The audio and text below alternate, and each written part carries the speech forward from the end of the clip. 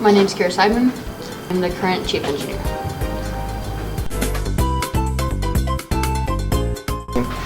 So I personally really did enjoy the path that I took. I first started in the summer camp before my 7th grade year, so it was pretty early on, but I really enjoyed the summer camp and I did very well and really enjoyed the assembly part of things. And then ever since then, I continued doing stuff. I did the next summer camps, and then I joined the team as soon as I could. And then once I was on the team, I was originally doing some CAD stuff and design, but I personally didn't really like it. But I was told like that's perfectly fine, and so then I switched over to assembly, and since then I have been very, very happy on assembly. I was on pit team as a sophomore, and then my junior year I was assembly lead, and then I'm now the chief engineer. So I really enjoyed the path that I took. This is exactly how I wanted everything to turn out, and I'm really happy with it.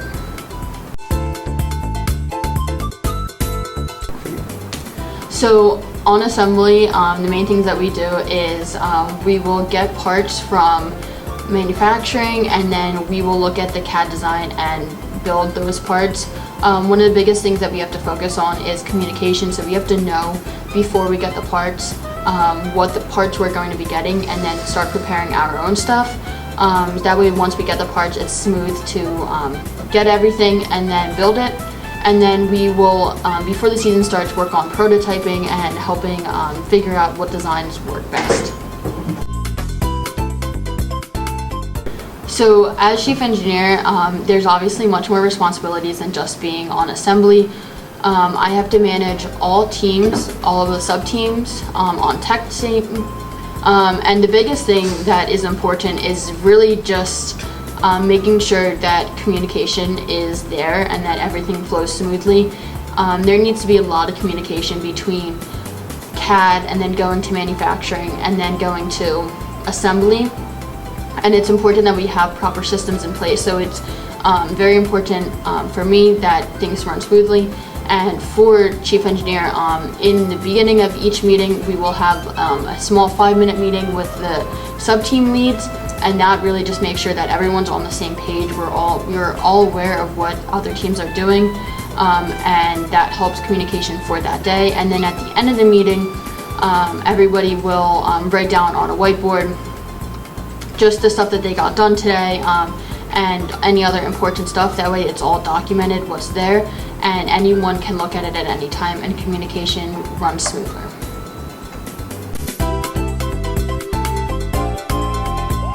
So one of the biggest projects that I am working on is one of the communication things. In the past, we have not had the best communication systems.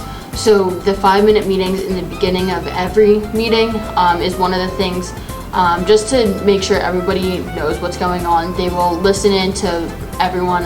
I'll basically just be asking, what are their plans for the day? What did they get done last week? What complications did they have? And then if there were any questions or issues that they had for me. And that's really important for me because I know if they don't bring anything up in that meeting about any issues, then when I know that they are good for the day, and if there are any issues that arise, it happened that day and it has not been a long-standing issue. So the biggest thing for me is my motive on this team is that this place is a second family to me. I love everybody here, and they're just a big family to me. Part of my motive for improving the team is just because it helps others, and it helps myself. Like I've learned so much engineering and mechanical knowledge and everything like that, and what I want to do when I grow up is related to what I have learned here. So part of it is just learning more stuff for myself, and then also just bettering others on this team, and that's one of my motives. So for anyone who wants to be chief engineer, the biggest thing is you have to be able to manage tasks. It's not the most important to be the best on your sub-team. It's really more important of just how well you can manage what you're doing. You have to manage 4 different sub-teams, and it can be a lot sometimes, and you have to always know what's going on. So you have to have good management skills as well as just mechanical or robotic knowledge.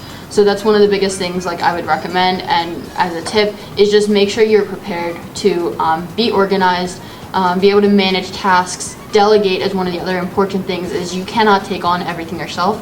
So you have to be able to know how to delegate to other people. You have sub-team leads, you have plenty of kids on the team that you can give tasks, and you shouldn't have to do all of it yourself.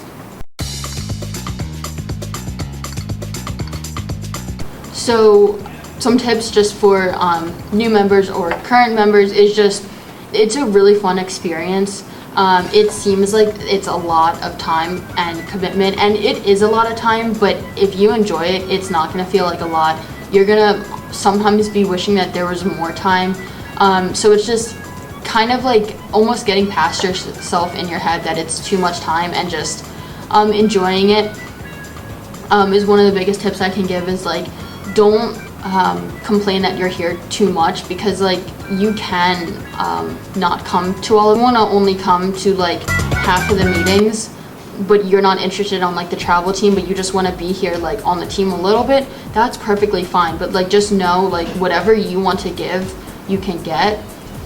So if you put in a ton of time, you will get a lot of rewards and benefits. So just keep that in mind. So my favorite memory is from when I was in 10th grade. I was on pit team, and it was my first year on pit team and first year on the team after COVID. And my memory is we had very little time to fix the robot. I was the only one who was able to get my hands in the robot to plug wires in. And so we were on our way to the field. It was at Hatboro Horse Show, which has very small hallways, and I ran into the wall 5 times, walking backwards with my hands inside the robot, and I enjoy that memory. It was kind of my first like big experience on the team, and it was just, it really was important to me that like I was important to the team, even though I was just a sophomore, and I was helpful, and I was in that moment the only reason why we were able to compete that match. So for me, that's a really important, special memory for me, because it's just, it was kind of like my first big moment on the team. So the only thing that I wish I would have done different is potentially just being a little more open to different things. I think one of my weaknesses is just being able to come up with designs. I'm really good at determining whether a design will work, but coming up with it is sometimes more difficult. And I think I would have benefited a little bit longer if I stayed a little bit more on CAD and design by learning how to come up with designs a little bit more, and that would help me more. Honestly, I'm really happy with where I am, so there's not many regrets that I wish, or different paths that I would have taken, but that would be the only thing, is just to maybe have learned a little bit more with the design aspect so I can be better where I am now.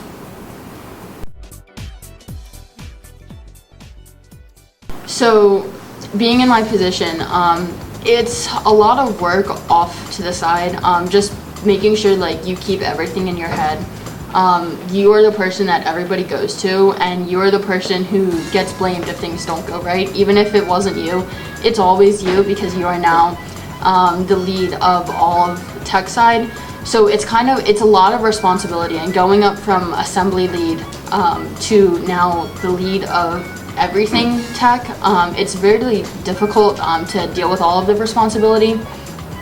And also it's difficult because you may not be the strongest in the other sub teams. Like, I'm not the strongest on programming and CAD, but I still have to be in charge of them. And the important thing to note with that is that I just have to be able to manage them and make sure that they're still working, but I don't have to actually be there helping them work.